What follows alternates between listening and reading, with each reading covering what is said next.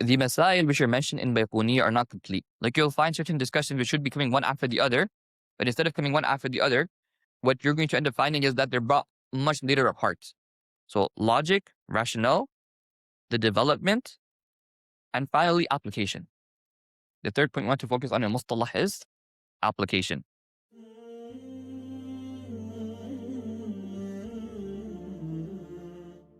بسم الله الرحمن الرحيم الحمد لله رب العالمين والصلاة والسلام على أشرف الأنبياء والمرسلين نبينا محمد وعلى آله وصحبه أجمعين وبعد. Alhamdulillah, we invite and welcome all of you to the summer intensive. We'll be beginning bi'idhnillah with the Bayquniya.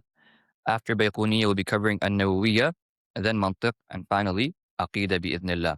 Now, the general idea behind this summer intensive is as follows. We want to create a foundation in these four sciences, but the foundation will be at a basic level. And that's important because I've mentioned this previously, and I'll mention it again. Shaykh Safwan oftentimes would mention to us that the most important teacher is the first teacher. The first teacher is the teacher who makes you love the science or he makes you hate the science. And the first teacher is that teacher who will either give you a foundation and grasp of the science and overview the science, or he won't be able to do that, and that will be detrimental to you because you yourself will now have to access and study the science.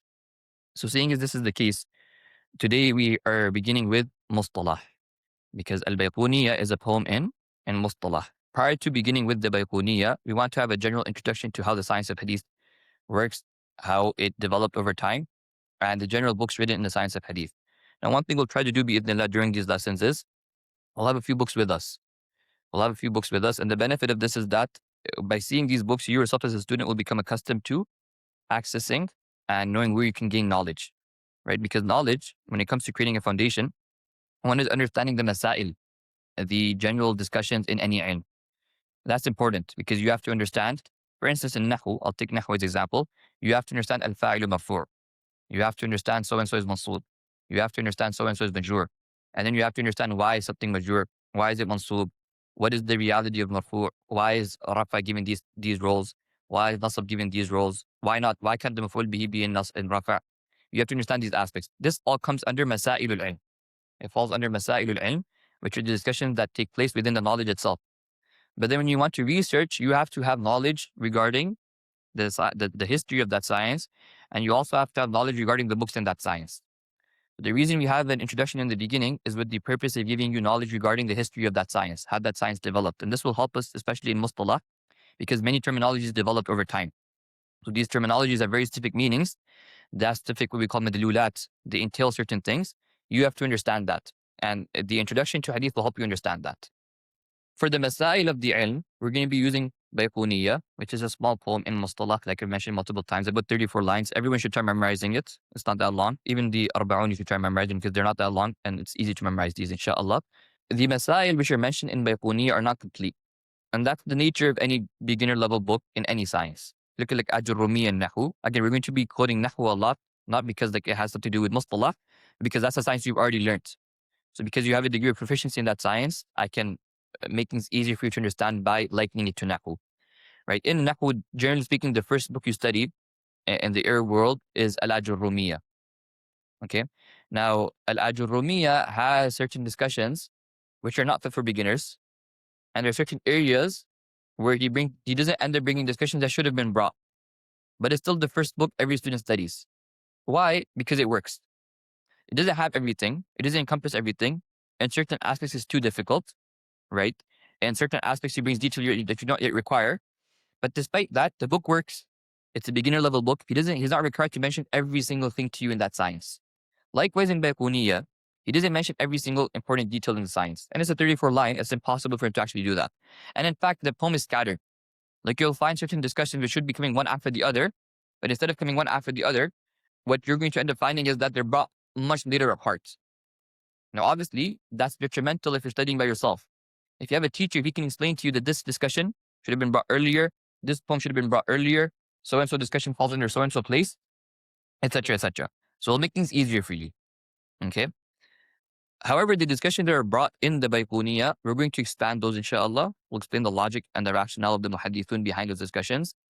And we don't want to simply focus on, this is the definition of hadith sahih.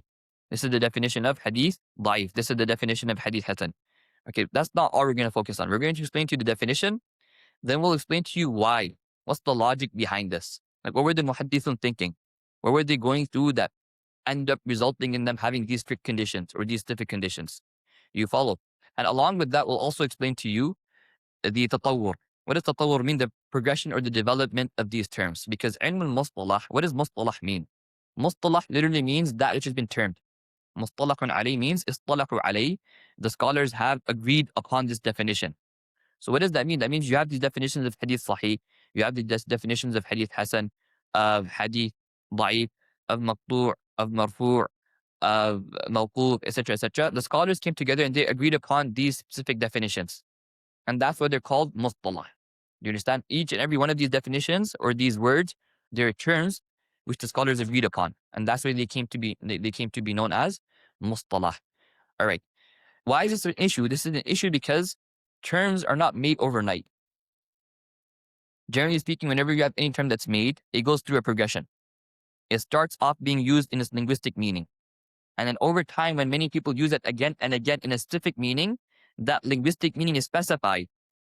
And specific individuals of that linguistic meaning are intended. What does hadith mean linguistically? Any talk, any discussion, any statement. But over time, the meaning of hadith changed. The Sharia itself changed the meaning of hadith to the statements of the Prophet ﷺ.